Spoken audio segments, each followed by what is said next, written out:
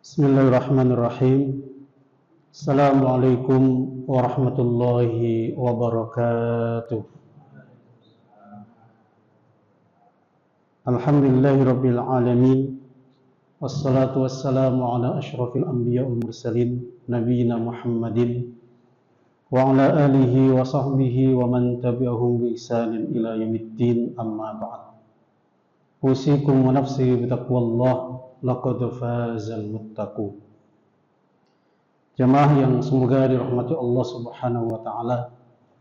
Pertama kali kita memuji Allah, kita bersyukur kepadanya yang selalu memberikan kepada kita nikmat iman, nikmat Islam, nikmat sehat, dan juga nikmat kesempatan.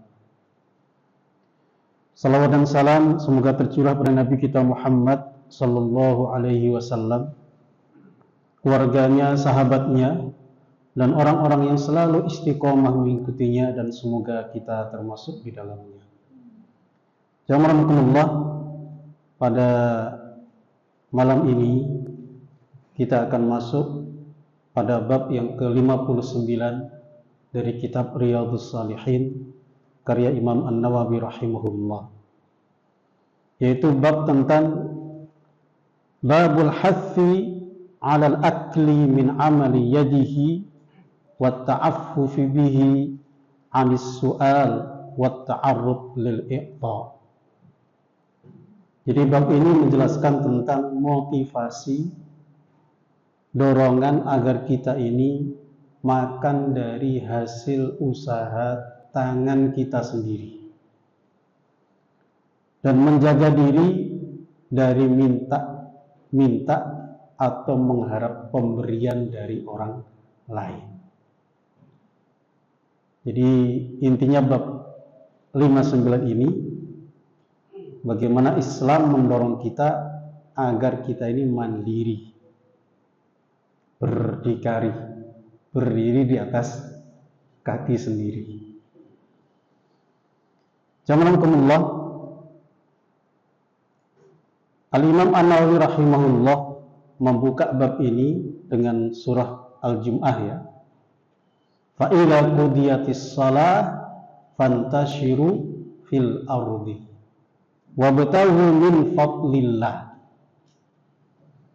Jadi ketika salat Jum'ah sudah diselesaikan, sudah ditunaikan, maka fantashiru, maka bertebaranlah di muka bumi, wabtaghu min fadlillah, dan carilah anugerah Allah Subhanahu wa ta'ala. Jadi setelah selesai sholat Jum'ah,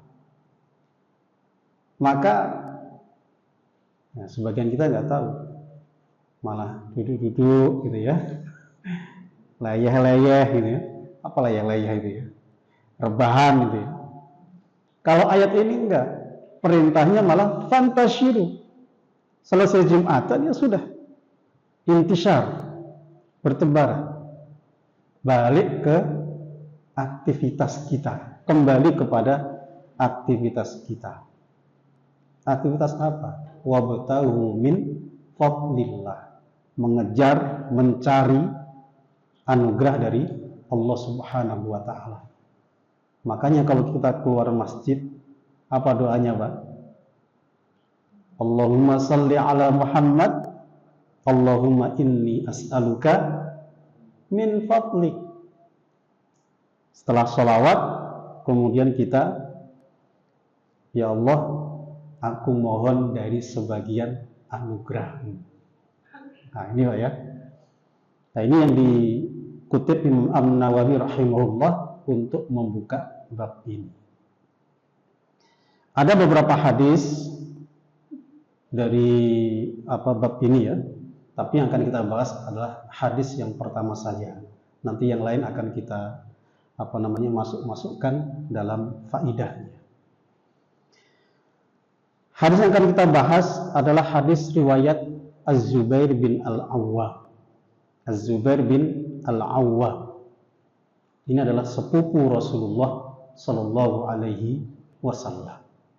Ibnu ammatihi, anak dari bibi Nabi Sallallahu Alaihi Wasallam yang bernama Sofiyah binti Abdul Muttalib. Jadi ini anak bibinya, Zubair bin Awwam. Kunyahnya adalah Abu Abdillah. An Abi Abdillah Az-Zubair bin Al-Awwam radhiyallahu anhu qala. Dia berkata, qala Rasulullah sallallahu alaihi wasallam, bersabda Rasulullah sallallahu alaihi wasallam, la an ya'khudha. Kalau ada kata lam taukid di awal, para ulama nahwu mengatakan di situ ada makna qasam, ada makna sumpah. Dan ternyata di riwayat yang lainnya redaksinya adalah walladzi nafsi biyadihi, demi zat yang diriku, nyawaku ada di tangannya. Apa sih sumpahnya? La'an ya'khudha ahadukum ahbulahu. Sungguh apabila mengambil ahadukum, salah satu dari kalian, ahbulahu, tali-talinya, jamak dari habl, tali. Makanya kabel itu bahasa Arab kabel ya. Itu kabel, aslinya mana tali. Ahbulahu summa ya'tiyal jabal. Ketika dia ambil tali, kemudian dia pergi ke gunung atau ke bukit tempat yang tinggi. Fayatiya bihuzmatin min hatabin. Kemudian dia datang dengan, maknanya adalah membawa. Kalau diartikan di sini berarti menggendong. Bihuzmatin min hatabin, seikat tali dari kayu. Ala zahrihi, di atas punggungnya, fayabi'aha, kemudian dia menjualnya. Jadi ngambil tali, naik gunung, gendong kayu, kemudian dijual. Fayakuffallahu biha wajhahu, kemudian dengan kayu-kayu tadi yang diambil, Allah menahan wajahnya, Allah menjaga wajahnya. Artinya menjaga wajah itu bagaimana Pak? Mukanya dijaga. Dari apa? Dari malu untuk minta. Jadi karena dia kerja, ngambil kayu, gendong kayu, kemudian dijual, dapat sesuatu dong. Dia bisa memenuhi hajatnya sehingga tidak minta-minta. Jadi Allah jaga wajahnya sehingga dia tidak malu. Nah, yang seperti ini khairun, sungguh itu lebih baik, lahu baginya, min an yas'alan nas, dibandingkan dia minta-minta kepada manusia. Atauhu, baik manusia kemudian memberi, au mana'uhu, atau justru tidak memberi, menahan dia. Jadi yang kayak tadi itu lebih baik dibandingkan dia menengadahkan tangannya minta kepada orang, sebagian memberi, sebagian tidak memberi, menahan, tidak memberi. Rawahul Bukhari, hadis riwayat Imam Al-Bukhari. Jelas hadisnya? Jadi demi Allah, sungguh jika seseorang dari kalian mengambil tali, kemudian dia naik gunung, kemudian turun menggendong kayu, kemudian dia jual, sehingga kemudian dengan hasil itu Allah menjaga wajahnya dari sifat malu, itu lebih baik daripada dia minta kepada manusia, sebagian memberi, sebagian tidak. Atau kadang diberi, kadang nggak ada yang ngasih, nggak ada yang beri. Itu lebih baik dia ngambil kayu seperti tadi. Rawahul Bukhari, hadis riwayat Imam Al-Bukhari. Ada beberapa pelajaran kita ambil hadis ini, jazakumullah. Yang pertama, qasamun Nabi sallallahu alaihi wasallam bi ta'dhimi sya'ni wa taqwiyatihi. Karena Nabi sallallahu alaihi wasallam harisan ala tarbiyatil mu'minin 'ala al-iffati wal istighna'i 'anil khalqi. Jadi di hadis ini Rasulullah SAW bersumpah atas nama Allah Subhanahu wa Ta'ala untuk menguatkan apa yang beliau sampaikan ini sangat-sangat penting. Apa yang beliau sampaikan ini sangat urgen bagi setiap muslim. Kenapa? Karena Nabi akan mendidik umatnya agar memiliki sifat iffah. Ini kita udah bahas sebelumnya ya, di bab sebelumnya. Untuk memiliki sikap iffah. Apa iffah? Menjaga harga diri. Untuk tidak minta-minta. Wal istighna'i 'anil khalqi. Dan memiliki sikap istighna. Apa istighna? Tidak butuh kepada makhluk. Artinya dia selalu merasa cukup dengan apa yang diberikan oleh Allah Subhanahu wa Ta'ala. Jadi Nabi SAW di sini bersumpah untuk menunjukkan bahwasanya yang beliau sampaikan itu sesuatu yang besar, sesuatu yang penting bagi setiap muslim, sangat urgen bagi setiap muslim. Apa itu? Sikap iffah, sikap istighna. Jadi kalau Nabi sumpah, berarti itu ada sesuatu yang penting, sesuatu yang urgen. Bukan semata-mata sumpah.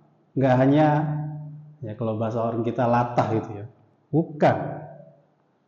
Di belakangnya pasti ada sesuatu yang ingin ditanamkan dalam diri umatnya. Kalau zaman itu ya berarti para sahabat radhiyallahu anhu. Ini yang pertama. Pelajaran kedua, at-targhib fis sa'yi wal amal wa tarkil asbab al-masyru'ah li kasbir rizqi bi syarafin wa karamatin wa izzati nafsin. Jadi kalau kita dengarkan hadis tadi, isinya adalah dorongan, motivasi kepada kita semuanya agar kita itu berusaha atau bekerja untuk mendapatkan rizki dari Allah Subhanahu wa Ta'ala, sehingga kita ini memiliki izzah, memiliki kemuliaan, memiliki harga diri. Jadi bekerjalah. Ya gampangnya begitu Pak. Jangan nganggur, bekerjalah. Tadi kita sudah singgung ayat yang dikutip Imam Nawawi rahimahullah, surat Al-Jum'ah tadi, fantashiru fil ardi wabtaghu min fadlillah. Cari anugerah Allah Subhanahu wa Ta'ala. Di surat yang lain, surat Al-Mulk ya. Huwallazi ja'ala lakumul arda dhalula famshu fi manakibiha wa kulu min rizqi. Dia Allah yang menjadikan bumi itu tunduk. Maka berjalanlah di setiap sudutnya, di seluruh penjurunya, dan makanlah dari sebagian rizkinya. Nah, para ulama itu mengatakan, ketika Allah mengatakan huwallazi ja'ala lakum arda dhalula, ada dua profesi. Yang pertama apa? Profesi sebagai, kalau ngolah tanah apa Pak? Apa Pak? Petani. Bisa jadi petani. Bisa jadi apa Pak? Kalau punya kolam namanya apa itu? Perikanan lah ya. Petani juga ya namanya ya. Petani ikan. Untuk petani apa namanya? Peternak ikan ya. Ya intinya olah itu bumi, olah itu tanah. Ya kalau zaman sekarang lebih canggih lagi. Zaman dulu kan bertanam ada pohon, ada tanaman. Oh, sekarang udah macam-macam. Ngolah bumi itu bukan hanya di atasnya saja, sampai ke bawah. Apa yang kita dapat, Pak? Ada minyak, ada emas. Nah, sekarang lagi tren apa, Pak? Nikel. Yang jadi primadona itu nikel. Kemudian famshu fi manakibiha. Jadi berjalanlah di seluruh penjurunya. Para ulama mengatakan, apa maknanya ini? Maknanya adalah apa, Pak? Berdagang. Dia nggak ngolah tanah, tapi dia membawa hasil tanah. Bisa tanaman, bisa pohon, bisa macam-macam, dikirim ke seluruh penjuru dunia. Nggak cuma di Indonesia saja ya, kirim ke Asia, kirim ke Eropa, ke Amerika. Jadi sekali lagi, Islam mendorong kita untuk bekerja, untuk berusaha. Ini ya, jangan sampai seorang muslim itu nggak ada kerja, jangan sampai nganggur. Intinya cari kerja. Kalau nggak mau cari kerja, buka usaha. Ya baik dijalankan sendiri atau mempekerjakan orang. Itu semangatnya seperti itu, Pak. Nabi tadi kan mengatakan yang nyari kayu tadi itu lebih baik daripada bengong nganggur tangannya minta.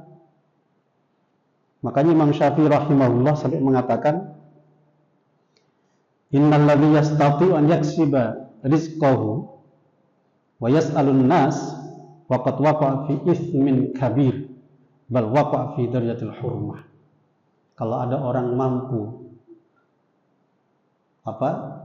untuk berusaha untuk mendapatkan rezeki dari Allah Subhanahu wa taala, tapi malah minta, maka dia telah melakukan dosa yang besar. Yang dilakukan adalah hal yang diharamkan. Na'udzubillah min dzalik. Jadi bekerjalah, berusahalah. Jadi kerja ini sangat-sangat ya didorong oleh Islam. Jangan sampai kita ini tidak ada kerja. Jangan sampai tidak ada yang namanya usaha. Ini pelajaran yang kedua. Pelajaran berikutnya, innal amala mahma kana nau'uhu afdal minas su'al wa iraqati ma'il wajhi linnasi. Sesungguhnya pekerjaan apapun macamnya, apapun jenisnya, itu lebih baik daripada tadi, kembali lagi, menengadahkan tangan dan kemudian mengalirkan air dari wajah. Maksudnya apa? Mengalirkan air dari wajah artinya membuat wajahnya itu malu. Ya gara-gara minta-minta tadi. Ada nggak orang minta tapi mulia, Pak? Nggak ada. Jangankan minta, Pak. Berhutang saja mulia apa enggak, Pak? Berhutang, Pak. Artinya ketika orang berhutang itu mukanya itu mulia atau mukanya terasa hina? Ngutang, Pak. Ngutang itu dibalikin loh ya, dikembalikan lagi. Itu saja orang tuh ya Allah rasanya gimana gitu. Apalagi sampai minta. Maka bekerjalah apapun pekerjaan itu. Nah, trennya orang-orang sekarang itu ya, trennya itu lulusan S1, lulusan S2. Kerjanya apa? Ngelamar sana, ngelamar sini. Ketika diterima, tapi ternyata pekerjaannya nggak cocok dengan dirinya. Ah, ini nggak layak buat saya, nggak pas buat saya, nggak sesuai dengan saya. Akhirnya apa, Pak? Nggak ngapa-ngapain. Suruh kerja ini, nggak bisa dong. Suruh jualan cilok. Saya S2 masa jualan cilok gitu. Suruh jualan pisang. Masa saya jualan pisang? Padahal orang besar di negara kita jualannya pisang ya. Jadi malu. Loh, lebih malu lagi kalau sampean nggak kerja. Harusnya apapun yang namanya pekerjaan, kalau tadi tukang kayu ya, apapun namanya pekerjaan, jalani selama itu sesuatu yang halal. Selama itu pekerjaan yang halal. Kenapa mesti malu? Saya punya kenalan itu. S1, Pak. S1. Kerjanya di pasar. Sudah pernah kerja di perusahaan, di pabrik, nggak betah. Jualan apa, Pak? Coba. Jualan bumbu. Bumbu jadi itu loh, Pak. Bumbu sayur asem, bumbu sop, bumbu ya pokoknya bumbu apa saja lah. Bumbu jadi, Pak. Loh, tiap tahun umrah loh, Pak. Nyalain pekerja yang general manager. Berkah. Jadi orang apapun pekerjaan, nggak usah malu. Kenapa mesti malu? Halal. Benar, Pak? Tiap Ramadan berangkat umrah. Kalah kita ini. Hanya jualan bumbu, Pak. Menurut kita kan, untungnya berapa sih gitu? Nah, belum tahu kita kan. Tiap tahun ya, setiap Ramadan minimal 15 hari lah. Jadi selalu ya pokoknya bagian terakhir itu di Masjidil Haram. Padahal di pasar cuma jualan bumbu. Jangan meremehkan. Kita tuh sering meremehkan. Nggak usah jauh-jauh lah, Pak. Bapak tahu biting, Pak? Ya, ngerti nggak biting ya? Hah? Iya, yang dari lidi itu, Pak. Loh, itu usaha besar itu, Pak. Kita selalu menganggap remeh. Karet gelang itu saja, Pak. Itu yang punya duitnya miliaran. Karet gelang yang cuma buat ngaretin ketoprak, ngaretin nasi bungkus. Dia jangan menganggap kecil. Yang namanya orang besar itu ya mulai dari kecil kemudian menjadi besar. Jadi lebih baik kita bekerja, apapun pekerjaan itu, daripada menganggur jadi beban orang lain, beban keluarga, beban saudara. Bekerjalah apa saja pekerjaan itu. Jangan dianggap hina. Selama itu pekerjaan yang halal. Bisa ibadah dengan baik, bisa ngaji. Gitu kan ya? Daripada kadang, ini tidak semua ya. Ada yang kerja di pabrik, kayaknya keren banget itu ya. Tampilannya bagus, tapi giliran Jumatan nggak boleh. Enak mana, Pak? Bisa jualan, ngatur waktu sendiri, ya kan? Bisa milih waktu untuk ngaji. Wah, ini ngaji ini penting nih. Jualan libur dulu. Oh, enak kan? Ini kalau punya kerja sendiri, usaha sendiri. Walaupun di mata orang kayaknya nggak keren itu. Jadi jangan lihat jenis pekerjaannya. Lihat itu adalah usaha kita. Allah perintahkan kita berusaha, kita berusaha. Jadi jangan malu, jangan malu. Nabi Zakaria ya, kata Rasulullah SAW, Nabi Zakaria itu najjaron, tukang kayu, Pak. Nabi Zakaria. Di hadis ini ada di bab ini. Kemudian Nabi Daud alaihissalam juga sama. Beliau itu apa? Ya tukang besi gampangannya lah ya. Kayak orang Madura dong, tukang besi deh. Jangan-jangan orang Madura itu niru Nabi Daud, jangan-jangan nih. Tukang besi, Pak. Cuma Nabi Daud itu ya keren lah ya. Tangannya ini ya, kuat lah ya. Nabi Daud alaihissalam. Ya sebelum jadi raja ya. Beliau kan raja, Pak. Bapaknya Nabi Sulaiman kan. Gantinya siapa? Raja Talut. Talut diganti Nabi Daud, kemudian turun ke Nabi Sulaiman alaihi wassalam. Jadi jamarakumullah, jadi bekerjalah, berusahalah, apapun usaha itu, apapun pekerjaan itu, selama itu halal, maka itu lebih baik daripada kita mengharap bantuan orang atau malah minta-minta kepada orang. Jadi bahasa minta itu sudah nggak enak didengarnya, nggak pantas kita dengar. Mari kita contoh siapa? Abu Bakar radhiyallahu anhu. Abu Bakar itu pernah cemetinya jatuh, yang buat gebah kuda atau gebah onta itu jatuh. Kemudian ada yang mau ngambilin. Apa kata beliau? Jangan diambil. Biar saya yang ambil sendiri. Jadi beliau nggak mau minta bantuan gitu. Pengennya turun sendiri, ngambil sendiri. Karena sahabat itu berbaiat kepada Nabi SAW untuk tidak minta-minta kepada manusia. Oh, sampai seperti itu.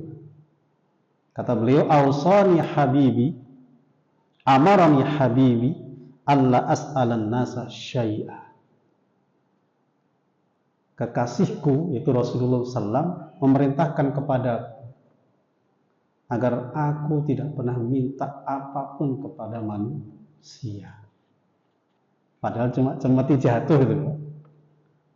Kalau orang Jawa beli seblak ya, bukan seblak makanan loh ya, yang cemeti itu loh yang buat gebah itu. Itu turun sendiri diambil, nggak mau minta bantuan orang, turun sendiri. Nah inilah sahabat Nabi yang mulia, khalifah yang pertama, Abu Bakar radhiyallahu anhu.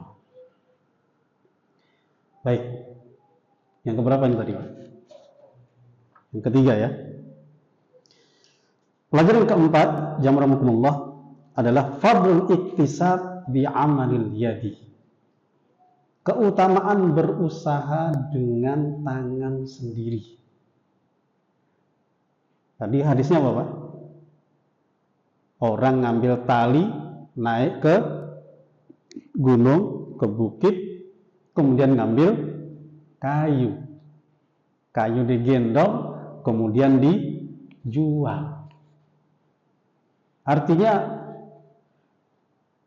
berusahalah dengan yang kamu miliki. Kalau kita punya tangan, berusahalah dengan tanganmu. Kalau tadi ini kan ngambil kayu, dengan tangannya ngambil kayu, digendong, dijual. Ini adalah usaha dengan tangan sendiri. Ya, jadi dengan tangan sendiri. Biyadihi, bilyad. Nah, sampai-sampai ada seorang ulama Suriah, Syekh Nablusi, beliau mengatakan begini. Kana ajdaduna yat'abuna atau yat'ibuna wa nufusuhum murtahah. Dulu moyang kita, orang-orang tua kita dulu, itu mereka lelah fisiknya, tetapi jiwanya murtah. Jiwanya tenang. Kenapa? Itu tadi, iktisab biyadihi. Karena berusaha dengan tangannya. Jadi betul-betul badan itu gerak tuh, fisik itu gerak. Tapi jiwanya murtah, jiwanya tenang, nyaman. Dan ketahuilah wa asasu sihhatil qalbi badlul juhdi wa rahatun nafsi. Jadi basicnya orang sehat itu apa? Banyak gerak, hatinya tenang. Makanya beliau mengkritik anak-anak muda sekarang atau generasi-generasi sekarang yang kerjanya cuma duduk-duduk saja. Akhirnya apa, Pak? Karena duduk-duduk saja mengalami apa? Hah? Jangan stres dulu, Pak. Badannya sakit-sakitan, badannya kelebihan apa, Pak? Berat badan, mapan, maju ke depan. Ya, kok blending, Pak? Jangan kasar amat itu, Pak. Itu yang terjadi, Pak. Jadi kata beliau, generasi sekarang nggak mau gerak. Sudah kerjanya di tempat yang ber-AC, duduk terus, makannya banyak. Kan katanya kalau dikerja tempat AC itu cepat lapar kan? Terus makannya enak, makannya nikmat, makannya banyak. Sementara geraknya nggak ada. Bagaimana gerak? Tinggal telepon online, datang makanan. Jadi gerak fisiknya kurang. Akhirnya apa? Fisiknya tidak lelah, tapi hatinya yang tidak tenang. Jadi kebalikannya tadi kan, orang dulu gerak fisiknya banyak, hatinya tenang. Kalau orang sekarang geraknya sedikit, hatinya enggak tenang. Di kantor kejar-kejar target ini, target itu. Ya enggak? Jadi bekerja atau berusaha dengan tangan sendiri itu sangat-sangat diutamakan. Kalau melihat hadis ini ya, intinya berusaha dengan tangan sendiri. Dan kalau kita baca hadis yang lain, ma yagrisu muslimun aw yazra'u zar'an. Tidaklah seorang muslim menanam pohon. Nah, ini kan berarti dengan tangan sendiri, Pak. Atau yazra'u zar'an, atau menanam tanaman. Kalau yagris itu identik dengan pepohonan yang besar-besar itu, Pak ya. Jambu, kalau zaman Nabi ya kurma ini. Kalau yazra' itu tanaman. Kalau di sana mungkin gandum dan teman-temannya. Kalau di kita berarti apa? Padi dan kawan-kawannya. Jadi kalau yagris pepohonan, kalau yazra tanaman. Fayakulu minhu tayrun au insanun au bahimatun. Kemudian dari pohon itu ada burung yang memakannya, atau manusia yang memakannya, atau binatang ternak yang memakannya, maka semuanya menjadi sedekah baginya. Nah, ini yang perlu kita tanamkan, Pak, dalam diri kita. Jadi Nabi, Pak, di tempat yang seperti itu, ya, Mekah itu kan kering, Mekah itu kan panas. Itu sekarang sama aja kan ya? Masih sama ya? Ya, ada penghijauan sedikit-sedikit lah ya. Di sana tuh kering, panas. Dan Nabi punya mimpi seperti itu. Setiap muslim itu nanam pohon, nanam tanaman. Kenapa? Itu sumber sedekah. Dengan orang menggerakkan tangannya itu, dengan nanam tadi itu sumber sedekah. Kenapa? Dari situ manusia makan. Dari situ burung makan, binatang ternak makan. Dan ternyata tidak hanya makan saja. Burung itu bisa apa, Pak? Bersarang, bikin rumah di situ. Ya sedekahnya tuh gak ada habis-habisnya. Makanya senang-senanglah nanam, Pak. Terutama yang punya tanah ya. Jangan sampai tanah itu nganggur. Jangan sampai tanah itu nganggur. Ini ada riwayat yang sahih, yang sahihah. Umar bin Khattab radhiyallahu anhu pernah ketemu dengan seorang yang ya seorang bapak-bapak lah ya. Kemudian ditanya, itu tanah kenapa nggak ditanami? Kata bapaknya, Khalifah, saya udah tua. Saya udah tua. Maka akhirnya apapun ya, ketika ada tanah yang kosong, yang tidak produktif, maka segera produktifkan. Ayo tanam, ayo nanam. Diajak. Dalam riwayat itu Umar gandeng si bapak tadi nanam. Itu Umar bin Khattab radhiyallahu anhu. Jadi berbuatlah dengan tanganmu. Berkaryalah dengan tanganmu. Apa saja bisa, Pak ya. Kalau ini kebetulan terkait dengan tanah ya. Jadi kalau ada yang dapat manfaat dari tanaman itu, semuanya adalah sedekah. Kalau Bapak punya pohon mangga misalnya 10 hektar gitu. Yang nikmati siapa, Pak? Mungkin nggak Bapak makan mangga 1 hektar? Apalagi 10 hektar yang tadi ya. Bapak sendiri makan? Nggak mungkin, Pak. Kemungkinan apa? Nanti mangga itu dibawa ke kota yang lain. Yang menikmati bukan orang kota Bapak saja. Bukan orang kampung saja. Bahkan sampai di luar negeri kadang-kadang juga menikmatinya. Kemudian membuka usaha, membuka peluang usaha ya. Orang berdagang, membuka ekonomi. Pahala juga. Sampai di hadis yang lain, ketika dicuri orang pun jadi sedekah. Nah inilah indahnya Islam itu. Bagaimana dengan tangan kita menghadirkan banyak manfaat. Bukan hanya untuk diri kita sendiri, untuk manusia.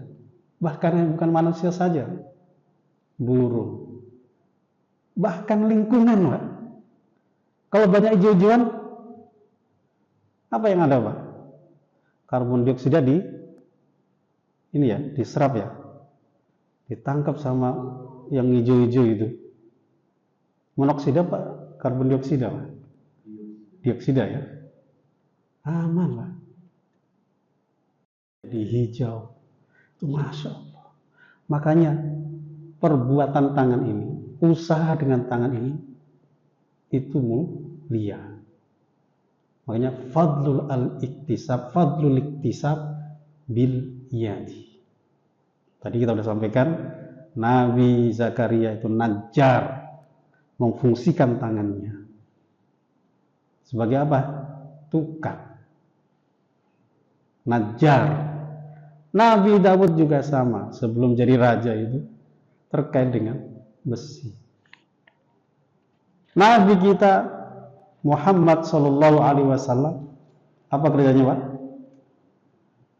Sebelum dagang, ra'i al-ghanam. Apa ra'i al-ghanam Pak? Nah, membawa itu tongkat. Ngapain itu Pak? Giring kambing. Ra'i al-ghanam Pak. Apakah hina ketika jadi penggembala kambing? Enggak. Karena itu halal dengan tangan. Jadi sekali lagi hadis ini menjelaskan tentang keutamaan iktisab bil yad, dengan tangan kita. Yang jadi chef ya, yang jadi apa namanya? Apa chef itu Pak? Koki lah ya. Bisa masak enak, buka catering. Nah, dengan catering itu mau manfaat banyak orang. Nggak semua orang punya kesempatan untuk memasak. Apalagi kalau kebutuhannya besar. Walimah, ada pesta pernikahan. Jangan dianggap, wah itu kerja hanya dapat uang saja. Enggak. Dengan tangan kita memberikan manfaat kepada orang, dia punya hajat dimudahkan, itu pahala. Bukan cuma pahala kerja.